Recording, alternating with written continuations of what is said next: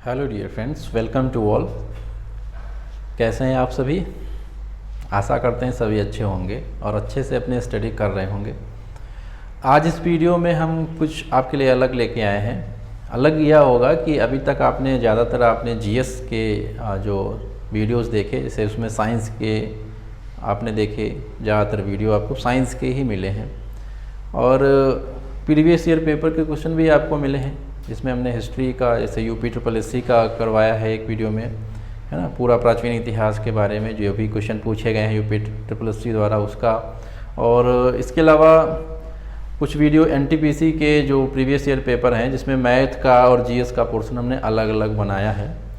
उसी प्रयास को आगे बढ़ाते हुए हम थोड़ी कोशिश कर रहे हैं कि जो आगामी एग्ज़ाम आपके NTPC RRB के होने हैं या फिर UPP का कोई एग्ज़ाम होगा, जैसे कि आपका UPSI वगैरह के, तो उसमें मैथ का एक पोर्शन बहुत इम्पोर्टेंट महत्वपूर्ण होता है, क्योंकि मैथ जो पूछी जाती है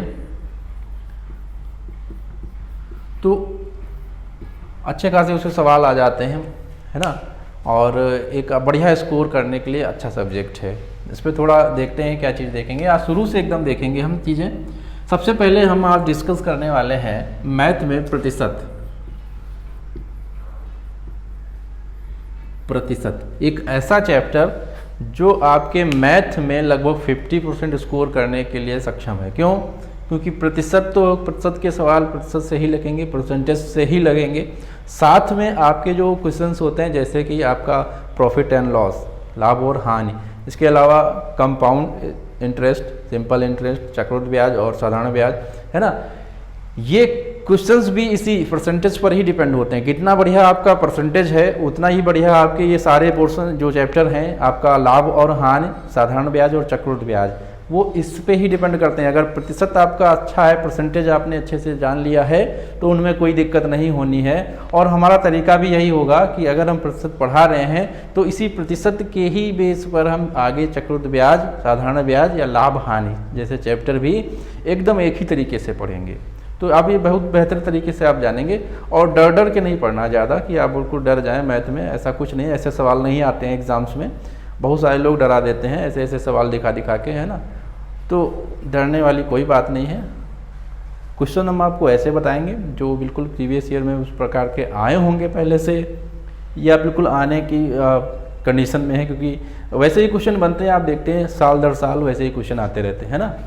तो प्रतिशत को सबसे पहले समझ लेते हैं, ये प्रतिशत होता क्या है। इस चीज़ को समझने के लिए आप ये कह सकते हैं कि प्रतिशत एक ऐसी भिन्न होती है जिसका हर 100 होता है। प्रतिशत एक ऐसी भिन्न होगी जिसका हर 100 होगा, या फिर आप कह सकते हैं प्रत्येक 100 पर की गई गणना जो होती है वही प्रतिशत होता है। प्रत्येक 100 पर गणना करनी है आपको। जैसे कि अगर हमको लिखना है, इसे हम लिख दें 4%, तो 4% का मतलब यही होता है, इसको हम लिखते हैं 4/100, मतलब हमने गणना की है 4 की 100 पर, 4/100 लिख दिया हमने। कुछ भी कोई भी संख्या लिख देते हैं, मतलब लिख देते हैं हम 25%। इट मीन्स क्या हो जाएगा, ये 25 गणना की गई है किस पर, 100 पर। 100 का 25वां हिस्सा, 100 का चौथा हिस्सा, ये प्रतिशत है। अगर किसी भी भिन्न का हर 100 हो गया तो वो बन जाएगा प्रतिशत। और अगर हमको प्रतिशत बनाना है, मान लीजिए यहाँ पर कोई संख्या दे दी गई है, हम मान लीजिए चल रहे हैं, आपको दे दिया गया 3/4। अब इसको प्रतिशत करना, प्रतिशत में व्यक्त करना है। क्या करना होता है, इंटू 100 कर देंगे, ये प्रतिशत में व्यक्त हो जाएगा। यहाँ से देखिए डिवाइड करेंगे, 25 बार जाएगा और 25 यहाँ, तो इसको हम लिख देंगे फिर 75%। ठीक है, तो प्रतिशत में व्यक्त करना है तो इंटू 100 करते हैं, और प्रतिशत अगर है तो इसका मतलब वहाँ पर अपॉन 100 मतलब भाग में 100 है। हर संख्या जो है वो 100 है। हमारा जो बेस होगा वो 100 पर ही गणना करने का होगा। प्रतिशत हम पूरा 100 पर गणना करके ही करेंगे। ठीक है, ये 100 हमारे लिए बहुत ही इम्पोर्टेंट है। इस 100 पर ही हम सारी प्रतिशत की गणना करने वाले हैं। सबसे पहले यह बात समझते हैं कि तुलना करते कैसे हैं। जैसे हम आपसे कहें कि कोई दो लोग हैं भैया, ए हैं और बी हैं, हम कहें कि ये ए से ज़्यादा कमाते हैं, कितना, 20%। ए से अगर ज़्यादा ये कमाते हैं, मान लो ये 100 कमाएंगे तो ये 20% ज़्यादा कमाएंगे। अब 100 ही क्यों? क्योंकि प्रत्येक जो भी संख्या होती है वो अपने आप में, संख्या का है कोई भी मान लें चीज़, वो अपने आप में 100% कही जाती है। ठीक है, अगर हम ही हैं, हम अगर पूरे के पूरे हैं तो इसका मतलब हम 100% हैं, हमारे में कोई कमी नहीं, तो इसका मतलब हम 100% हैं। कोई भी संख्या, मतलब इनकी अगर कोई इनकम होगी तो वो अपने आप में 100% इनकम होगी।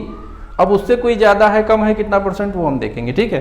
तो इनकी जो, जैसे हम कहें कि ए की आय बी की आय से 20% कम है, यहाँ पे हमने कहा कि ए की आय बी की आय से 20% कम है, तो इसका मतलब जब ये 100 होंगे तो हमने इसको, अब देखो कम है कह रहे हैं हम, अगर ए की आय 20 से कम हो जाएगी तो इनकी हम मानेंगे कितना 100। अब इनकी 20% कम है, 100 का 20 कम हो जाएगी, 100 का 20% निकालना आसान। अब किसी भी संख्या का प्रतिशत निकालेंगे, देखिए 100 का 20% मतलब हमने कहा 100 पर करना, तो 20% हमने यहाँ बताया 25%, 25/100, वैसे ही 20% मतलब 20/100 यहाँ पर करेंगे तो ये 100 गया, मतलब 100 का 20 कितना आया, 20 ही आया प्रतिशत ना।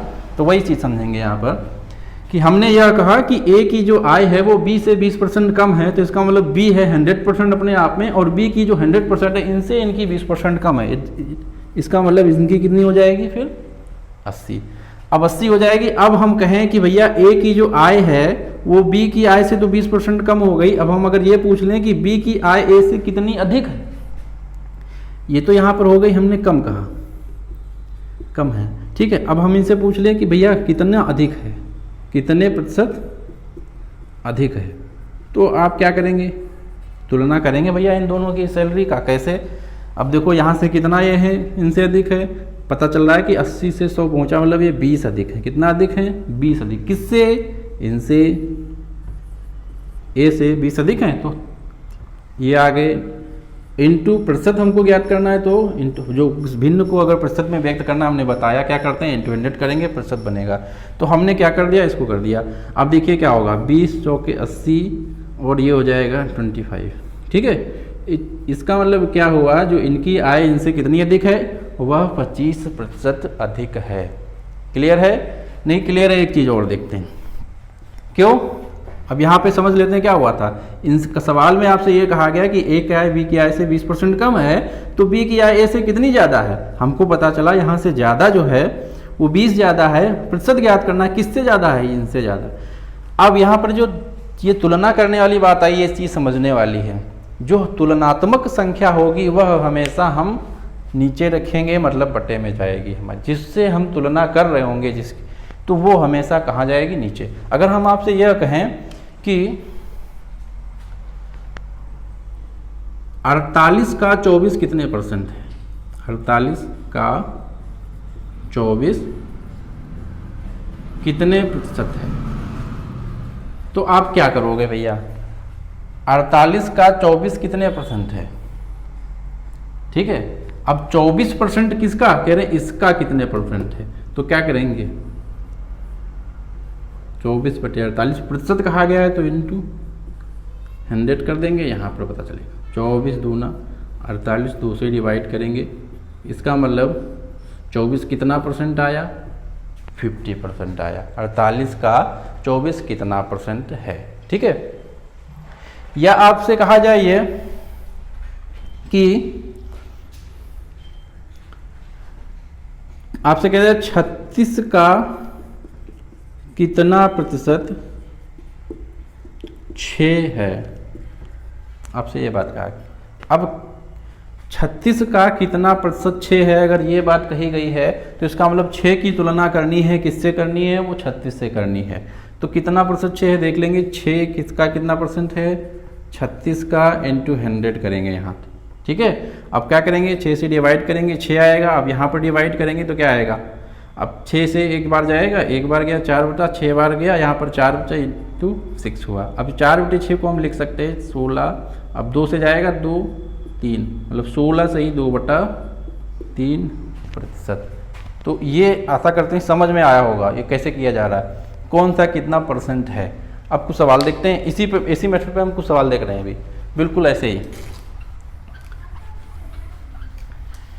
तो प्रतिशत को, ये बेसिक है, बिल्कुल शुरुआत से है। जो बच्चे पहले से जिनको आता है उनको तो बहुत ये चीज़ बोरिंग लगेगी, कोई बात नहीं, ये शुरुआत के लिए है एकदम। ये अगर क्लियर हो गया तो हमें लग रहा है कि आपके 3 से 4 चैप्टर इसी पर कवर होंगे, है ना। जैसे कि हमने बताया परसेंटेज तो होगा, साथ में profit and loss and compound interest, simple interest, ये इसी पर जाएगा, सारा परसेंटेज पर ही हल होगा, आप देखेंगे, है ना, बहुत अच्छे तरीके से होगा। तो परसेंटेज को पहले पकड़ना बहुत ज़रूरी है। और आप ये भी देख रहे होगे कोई भी एग्जाम अगर हो रहा है तो वहाँ पर इस प्रकार के जो परसेंटेज वाले सवाल हैं, कंपाउंड इंटरेस्ट है, सिंपल इंटरेस्ट है, प्रॉफिट एंड लॉस है, खूब सारे सवाल मिल ही जाते हैं, है ना। तो यह पकड़ना बहुत ज़रूरी है, परसेंटेज चैप्टर को पकड़ना आपके लिए बहुत ज़रूरी है, इसको समझना बहुत ज़रूरी है। अगर हम सवाल की बात करें, देखें, अगर हम आपसे यह कह दें कि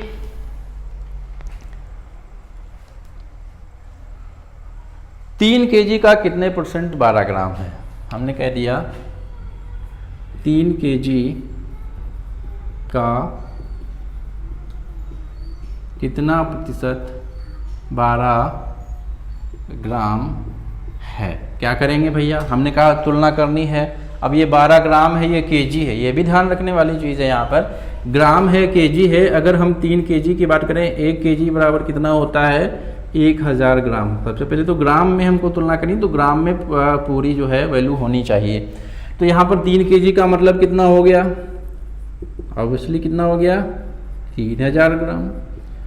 3000 का ग्राम कितना, 12 पूछे हैं, 12 ग्राम कितना है। तुलना करनी है किसकी, 12 की तुलना करनी किससे, इस 3000 ग्राम से करनी है। क्या करेंगे, वही तरीका, 12 अपॉन इंटू 100 डिवाइड कर देंगे।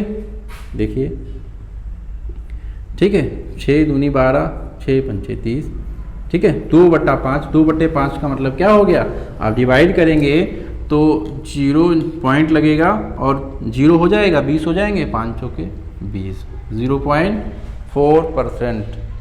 क्लियर है, तुलना हो गई कि नहीं हो गई, हो गई, ठीक है। एक और सवाल कहा जाए आपसे कि बी की लंबाई, कहा जाए आपसे बी की लंबाई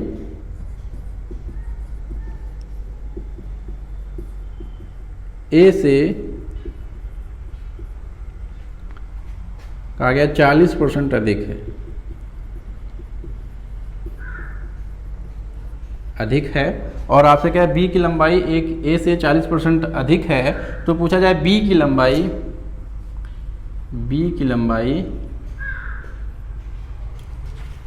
ए से कितने प्रतिशत कम है। ठीक है, ये सवाल बन गया आपका, अब कह दिया गया कितना है। अब यहाँ पर समझिए, ए है बी है, ए है बी है, दो लोग हैं। कह रहे बी की लंबाई ए से 40% अधिक है, ए से अधिक है इनकी बी की। तो हम क्या मान के चलेंगे कि ए होंगे 100%। अगर तो इनसे अगर ये 40% अधिक है तो इट मीन्स ये कितने हो जाएंगे, 140 हो जाएंगे। कह रहे हैं बी की लंबाई ए से कितने % कम है। तो ए से कितने %, सॉरी यहाँ पर हमने क्या कर दिया, बी की लंबाई ए से 40% अधिक है, ठीक है, अधिक हो गई। अब बी की लंबाई ए से कितने % कम नहीं है, कितने %, हाँ कम है। ये आप ये करिए, ए की लंबाई बी से कितने % कम है, ठीक है, कितने % कम है। अब देखिए इनकी तुलना हो गई, ए की लंबाई बी से कितना कम है, यहाँ पर देख लिए कितना कम है। ज़्यादा तो हमको पता चल रहा है कि 100 पर 40 की गणना हो गई, 40 ज़्यादा 140 कर दिए। अगर कम कर दिए तो फिर से हम 40% आंसर नहीं देंगे। वहाँ पर अब देखोगे तुलना किससे हो रही है, तुलना हो रही है बी से, तो तुलना इस पर थोड़ी कर दोगे। तो यहाँ पर हमको पता चला कि भैया 40 कम है, तो 40 कम है किससे कम है, जिससे तुलना करेंगे वो नीचे यहाँ पर, ठीक है, इंटू 100, ठीक है। आप इसको डिवाइड कर लीजिए, ठीक है। अब इसका मतलब ये बन गया, आप अगर इसको डिवाइड करेंगे कितनी बार जाएगा, 2 बार जाएगा, 6 बचेंगे, 8 बार जाएगा, ठीक है। 7 दूनी 14 हुआ, यहाँ पर 6 बचे, ठीक है, 60 हो गया, और 7 × 56, 4 बच गया, बटे 7%। क्लियर है। ये देखिए क्या आया, आप ये नहीं कर दोगे कितना कम है तो 40 बढ़ाए थे 40 कम कर दिए, नहीं, गलत हो जाएगा। इनसे पूछे कितना कम है तो इनसे तुलना करनी है हमको। अगर इनसे पूछे होते कि कितना ज़्यादा है तो तुमको पता है कि ये 40 ज़्यादा है, 40% ज़्यादा है, ठीक है। वो तो 100 पर जितनी भी गणना करें, जितना % गणना करेंगे उतना ही % निकलना है। तो क्लियर है, आ रहा होगा समझ में। तो और सवाल देखते हैं ऐसे ही, है ना, इसके और सवाल देखते हैं। तो यहां पर कहा गया है कि 432 का 6 सही 2/3% कितना है। ठीक है, कैसे निकालेंगे? तो सबसे पहले तो इसको आप संयुक्त भिन्न में करिए, क्या होगा, 6 18 2 20। यहाँ पर ये आपसे कहा गया कि 20/3% कितना। ठीक है, तो 20/3% निकालोगे आप। 432 का 20 हमने कहा प्रतिशत निकालना है, 20/3% लगा है, इसका मतलब क्या होगा यहाँ पर 100। ठीक है, प्रतिशत हमने पहले ही बता दिया है, अगर लिखा है 25% इसका मतलब 25/100 है, और अगर यहाँ पर लिखा है 20/3% इसका मतलब यही तो हुआ कि 20/3 और बटे में क्या होना चाहिए साथ तुम 100 है। ठीक है, वही चीज़ यहाँ पर समझ, बेसिक है, एकदम बेसिक से शुरू करेंगे। तो ये उन के लिए है जो हमारे साथी, जो हमारे दोस्त परसेंटेज पढ़ना शुरू किए हैं और बहुत डर लगता है, समझ नहीं आता है, मैथ कभी पढ़े ही नहीं है, ये वहाँ से शुरुआत है, उनके लिए है। तो उसमें हर चीज़ यहाँ पर समझना जरूरी है। तो इसको डिवाइड करेंगे। ठीक है, आप डिवाइड करिए, कैसे देखिए, 20 से काटेंगे इसको, 20 पंचे 100, 3 से डिवाइड करेंगे, इसको डिवाइड करिए, 3 से काटे, 3 एकम 3, 1 हुआ 13 हो गया, 3 चौके 12, फिर हो गया 3 चौके 12। ठीक है, ये हो गया। अब आप देखिए यहाँ पर क्या होगा, डिवाइड नहीं होगा तो पॉइंट में जाएगा, तो आप काट दीजिए इसके, 5 से डिवाइड करिए। ठीक है, 5 दूनी 10, 4 आपका बच गया, 44 हो गया, 5 अट्ठे 40 और 5 अट्ठे 40, मतलब 28.8। 432 रुपये का 6 सही 2/3% कितना आया, 28.8 आया। क्लियर, क्लियर होगा, एकदम समझ के पढ़ेंगे, जल्दबाजी नहीं करेंगे, फिर आएंगे फ्लो में आएंगे, जैसे सब पढ़ते हैं ना मैथ, बड़े बड़े सवाल वो भी देखेंगे, पहले समझना जरूरी है। अगर ये चीज़ आप पकड़ लिए अच्छे से तो मुझे लगता है परसेंटेज में आपको कोई भी दिक्कत नहीं होने वाली है। क्लियर है, तो आगे देखते हैं। तो आ जाइए भैया, इस सवाल पर देखते हैं। कहा गया है कि राम अपनी बचत का 12% बचत करता है। ये यहाँ पर बचत नहीं, हमने गलत लिख दिया, यहाँ पर आय लिखिए। अपनी आय का 12% बचत करता है, यदि उसका मासिक खर्च 8,800 रुपये हो, ठीक है, तो उसकी मासिक आय कितनी है, यह पूछा गया है चीज़ आपसे। क्या करेंगे इसमें? अब आय हमको पता है 12% बचत है, हमने बता दिया वही चीज़ कि अगर कोई किसी भी आप गणना करेंगे 100 पे करनी है, तो हम आय यहाँ पर क्या लेंगे, फिर 100 समझने के लिए लिख रहे हैं, वैसे आप इसको मौखिक कर सकते हैं, करना चाहें तो समझ जाएंगे तब। तो आय हो गई आपकी कि 100%, उसमें से अगर 12% बचा लिए तो खर्चा कितना कर दिए, फिर 88%। ये क्या हो गया, इनका खर्चा हो गया। और ये कह रहे हैं कि उनका मासिक खर्च क्या है, 8,800 रुपया है, तो इसका मतलब जो खर्चा है ये 88% यही है क्या, 8,800 रुपये। अगर यह है, हमको वैल्यू पता है किसकी, इस 88% की, तो हम क्या करेंगे 88/88, ठीक है, 8,800/88 करेंगे। हमको वैल्यू किसकी चाहिए, इस वाले की चाहिए, आय की गणना करनी है। तो जिसकी हमको गणना करनी होगी वो हम इनटू में कर देंगे। ये प्रतिशत वाला गणना नहीं है, यहाँ पर ये समझिए आप कि हमको वैल्यू पता है 88% की, तो वो हमारा ये मान जो हो गया 88 का, जितनी हमको गणना करनी है वो इनटू में रखेंगे। तो यहाँ पर हम अगर आपसे यहीं पर अभी आगे और सवाल देखते हैं इसी में, तो ये आप अगर निकालेंगे तो आप देखिए क्या होगा, यहाँ पर कितना आ जाएगा, 10,000। ठीक है, अब इसी सवाल को अगर बदल दिया जाए, क्या कर दिया जाए, आपसे कह रहे हैं खर्च 8800 है, तो उसकी मासिक आय कितनी है। अब यहाँ पर उसका करें तो उसकी मासिक हम कर दें कि मासिक बचत कितनी है।